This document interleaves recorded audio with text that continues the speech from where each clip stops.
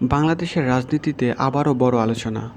এনসিপির নেতা নাসিরউদ্দিন পাটোয়ারি এমন একটি মন্তব্য করেছেন যা নিয়ে এখন সোশ্যাল মিডিয়া জুড়ে চলছে তুমুল বিতর্ক। তিনি দাবি করেছেন, ভবিষ্যতে আওয়ামী লীগ রাজনীতিতে ফিরলে সবচেয়ে বেশি চাপে পড়বে বিএনপি। কেন তিনি এমন মন্তব্য করলেন, আর এই বক্তব্য নিয়ে রাজনৈতিক অঙ্গনে কী ধরনের রিয়াকশন তৈরি হয়েছে তা আজকে পুরো ভিডিওতে আমি এক্সপ্লেন করার চেষ্টা করব। আসসালামু আলাইকুম সবাইকে, welcome back world update BD. আজকের টপিক হলো বাংলাদেশের রাজনীতিতে নতুন করে আলোচনা শুরু হয়েছে এনসিপির মুখ্য সমন্বয়ক নাসিরউদ্দিন পাটোয়ারির একটি বক্তব্যকে ঘিরে।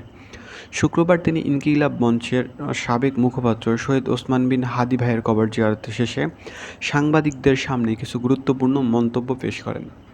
তিনি বলেন, জুলাই গণঅভ্যুত্থান নিয়ে রাজনৈতিক দলগুলোর মধ্যে মতপার্থক্য তৈরি হয়েছে। তার দাবি অনুযায়ী বিএনপি যদি অতীতের রাজনৈতিক বাস্তবতা ভুলে যায় তাহলে ভবিষ্যতের তাদের জন্য সেটা চ্যালেঞ্জ হতে পারে।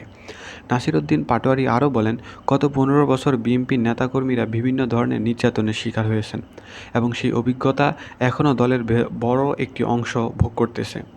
তিনি আশঙ্কা প্রকাশ করে বলেন, ভবিষ্যতে আওয়ামী লীগ আবার সক্রিয় রাজনীতিতে ফিরলে সবচেয়ে বড় রাজনৈতিক চাপে পড়বে বিএনপি। এই বক্তব্য প্রকাশের পর সোশ্যাল মিডিয়া এবং রাজনৈতিক মহলে দেখা গেছে মিক্সড রিয়াকশন।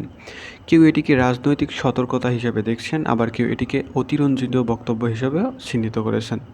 এখন সবচেয়ে বড় প্রশ্ন হলো, বাংলাদেশের রাজনীতি কি আবারও সংঘাতের দিকে যাচ্ছে, নাকি ভবিষ্যতের রাজনীতির সমঝোতার নতুন পথ তৈরি হচ্ছে? আপনার মতামত কি? কমেন্টে অবশ্যই আপনি জানাবেন। আর ভিডিওটি ইনফরমেটিভ মনে হলে একটি লাইক, কমেন্ট এবং শেয়ার করতে ভুলবেন না। আর সাবস্ক্রাইব করবেন নতুন আপডেট পাওয়ার জন্য। আবারও দেখা হবে গুরুত্বপূর্ণ কিছু নিউজ নিয়ে। ততক্ষণ ভালো থাকবেন, সুস্থ থাকবেন।